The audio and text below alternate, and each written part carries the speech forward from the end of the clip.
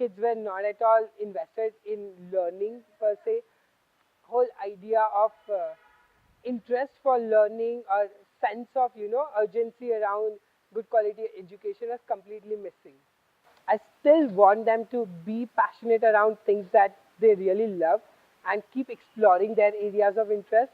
At the same time, being very critically aware of their community and their ecosystem and trying to, just challenging themselves every single day in the environment. Kids were actually exposed to, express themselves freely in a very safe space just to get good amount of data and feedback from them as to what are they really interested about. At the same time, I knew for the fact that I'm really passionate about entrepreneurship and teaching kids more about critical thinking, being self-aware, and I mean, how do you bring in your passion, your interest, and tie it back to your learning. So I just got in my understanding of what am I really good at to what I really understand about my kids and what do my kids expect from the class as an ecosystem, and we just sat together and we thought let's design a project in a very contextualized manner. Before starting this year, we actually sat with every single parent, every single kid, their siblings, had rounds of discussions mainly around, I mean, these kids being very young and parents, I mean, having the limitation of lack of opportunities and exposure. We would not want every single kid to be, achieving the entire vision in just a year, but let's plan something that would remain sustainable for next 2 to 3 years. We're prioritizing first year a lot on building your habits and building upon your areas of interest and areas of struggle. We uh, gave parents their own trackers, not just to track academics anymore, but also to track values and, I mean, how does a kid spend the entire day back at home?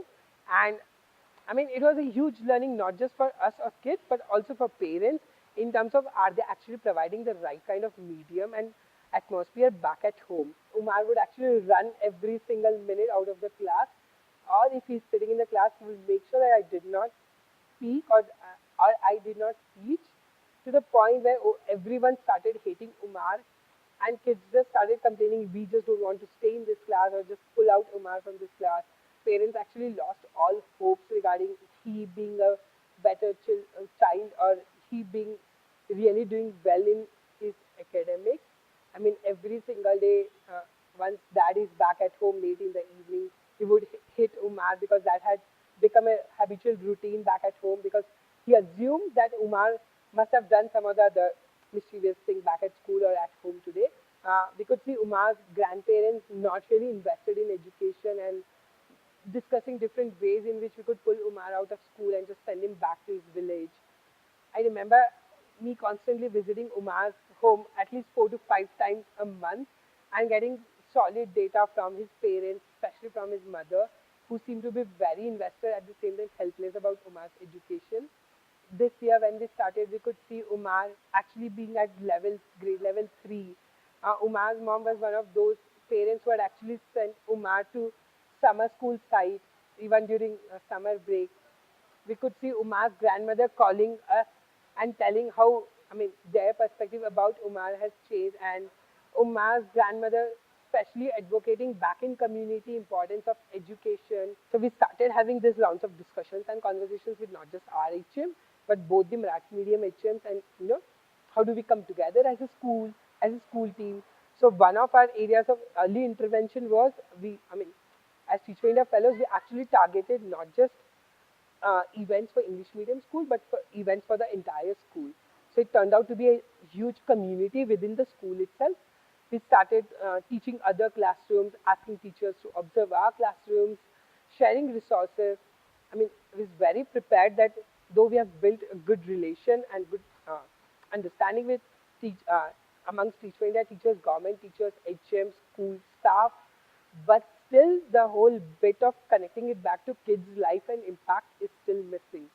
And I mean, we knew for the fact that it's time we actually, put everyone in action and take our intervention to another level by, ensuring that every teacher is owning some part of the system wherein they could push kids themselves and see hands-on results. We started a norm in our school wherein every teacher will make sure they come up with some of the other creative ideas. Uh, if one of the teachers is really interested in arts and theater, maybe he or she would be the one leading cultural programs of the school. Teaching for me is a space wherein I deal every day with a lot of stakeholders. And I mean, there's a lot that I could actually gain from those stakeholders, and there's a lot that actually pushes my continuous learning from those stakeholders.